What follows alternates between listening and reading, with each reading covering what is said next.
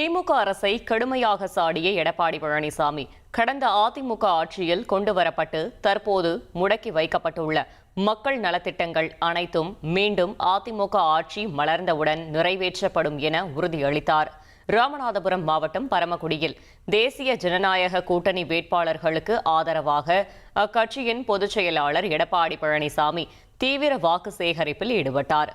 அப்போது பொதுமக்கள் மத்தியில் பேசிய அவர், அதிமுக ஒருபோதும் யாருக்கும் அடிபணியாது என்றும் யாருக்கும் அடிமை இல்லை எனவும் ஆவேசமாக கூறினார்.